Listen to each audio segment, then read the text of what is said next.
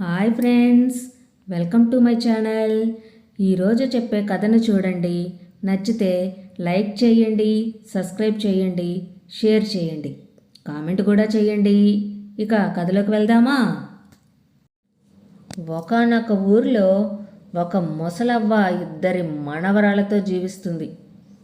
అందులో ఒకరు కూతురు బిడ్డ అయితే మరొకరు కొడుకు బిడ్డ. కూతురు బిడ్డ పేరు దుర్గా, కొడుకు బిడ్డ పేరు సుమ. సుమ చాలా అందగత్తె, కానీ ముసలావడికి దుర్గంటేనే ప్రేమ. సుమ అంటేనే ముసలవ్వకి గిట్టేది కాదు. సుమతో ఇంట్లో పాచి పనంతా చేయించేది. ఇంటికి దూరంగా ఉన్న బావి దగ్గరకు పోయి మరీ నీళ్లు తెచ్చేది. ఒకరోజు సుమ బావి దగ్గరకు నీళ్ళ కోసం వెళ్ళింది. అక్కడికి ఒక దేవకన్య ముసలావిడ రూపంలో వచ్చి, అమ్మా, చాలా దప్పికగా ఉంది, కాసిన్ని నీళ్లు పోస్తావా తల్లి? అలాగే అవ్వా అని బిందె తీసుకొని అవ్వకు నీళ్లు పోసింది. అమ్మా, నీవు చాలా మంచిదానివి. దప్పికతో ఉన్న నాకు నీళ్లు పోసి నా ప్రాణాలను నిలిపావు. అందుకు సంతోషించి నీకొక వరం ఇస్తాను. నువ్వు మాట్లాడినప్పుడల్లా మాట మాటకి ఒక్కో మాణిక్యం రాలుతుంది.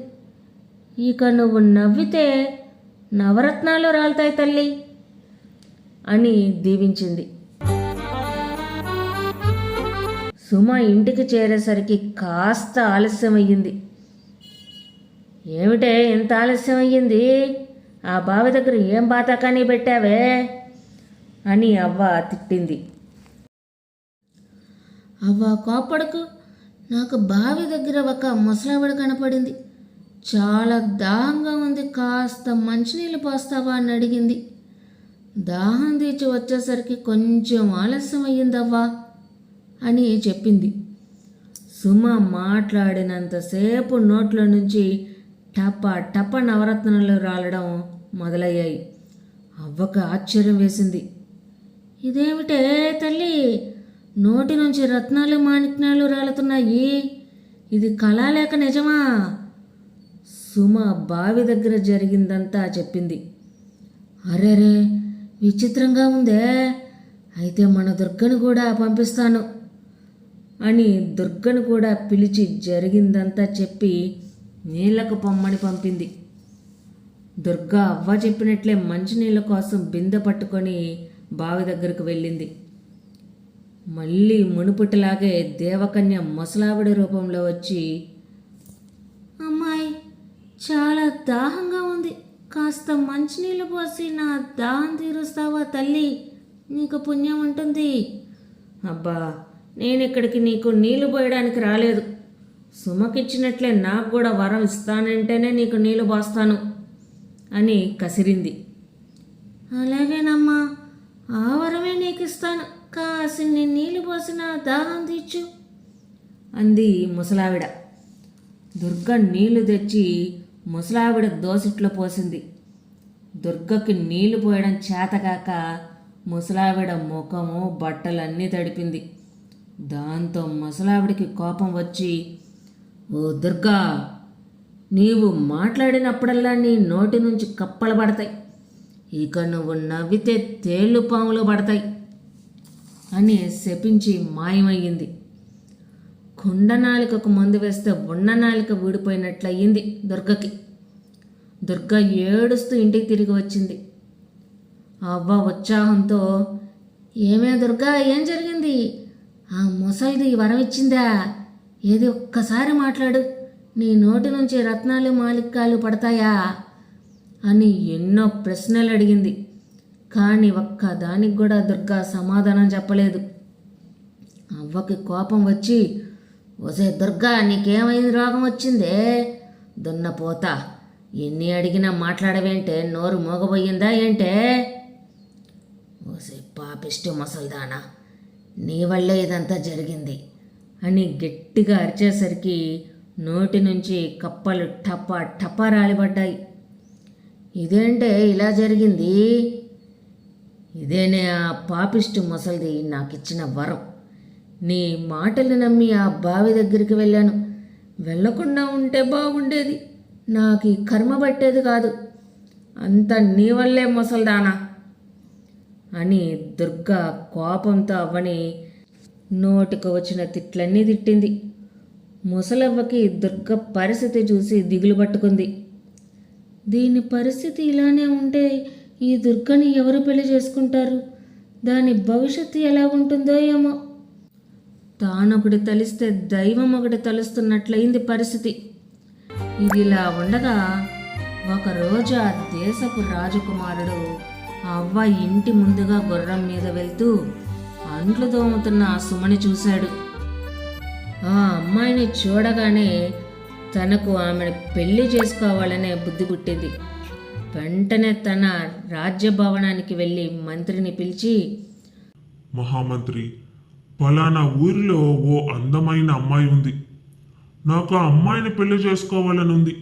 నీవు పల్లకి, నగలు, అందమైన వస్త్రాలు తీసుకుని సమస్త పరివారంతో వెళ్ళి ఆ అమ్మాయిని తీసుకురా అని అన్నాడు. అలాగే రా కుమారా అని మంత్రి నగలు, పట్టు వస్త్రాలు తీసుకొని ఆ ఊరికి వెళ్ళాడు. అవ్వతో రాకుమారుడి పెళ్లి సంగతి చెప్పి అమ్మాయిని పంపమని అడిగాడు. అవ్వకు భలే సంతోషం వేసింది. కానీ ఆమెకు ఒక దూరాలోచన పుట్టింది. అబ్బా, ఎంత మంచి వార్త! అయితే సుమ బదులు దుర్గను పంపితే నా బాధ తగ్గుతుంది కదా అని అనుకొని దుర్గ చెవిలో, జాగ్రత్త దుర్గా, పెళ్ళి అయ్యే వరకు ఎవరితో మాట్లాడకు. మాట్లాడావో నీ గుట్టు రట్టవుతుంది. నోరు మూసుకొని ఉండు. నీ ముఖంపై ముసుగు కూడా తీయకు, అర్థమైందా అని రహస్యంగా చెప్పింది. రాకుమారుడు పంపిన నగలు, పట్టు వస్త్రాలు దుర్గకు కట్టించి ముసుగు వేసి పల్లకీలో కూర్చోబెట్టింది. మంత్రి దుర్గను పల్లకీలో కూర్చోబెట్టుకొని తన రాజ్యానికి వెళ్ళాడు. పెళ్లి పనులు మొదలయ్యాయి. దుర్గ చివరి వరకు మాట్లాడకుండా, ముసుగు తీయకుండా కాలం గడిపింది. కానీ పెళ్లిపీటలపై కూర్చున్న తర్వాత పురోహితుడు ఏవో మంత్రాలు చెప్పమని చెప్పాడు. దుర్గ మర్చిపోయి ఆ మంత్రాలను పలికింది. అంతే, కప్పలు నోట్లో నుంచి టపా టపా రాలిపడ్డాయి. దుర్గకి అది చూసేసరికి నవ్వు కూడా వచ్చింది. అంతే, ఆ నవ్వుకు తేళ్ళు, పాములు కుప్పలు కుప్పలుగా రాలిపడ్డాయి. అంతే, పురోహితుడు, పెళ్లి పెద్దలు అంతా పెళ్లి మండపం నుంచి పారిపోయారు. రాకుమారుడికి కోపం వచ్చింది. పెళ్లిపీటలపై నుంచి లేచి దుర్గ అవ్వ దగ్గరకు వెళ్ళాడు. అక్కడే సుమ కూడా ఉంది. రాకుమారుడు సుమని చూడగానే ఆశ్చర్యపోయాడు.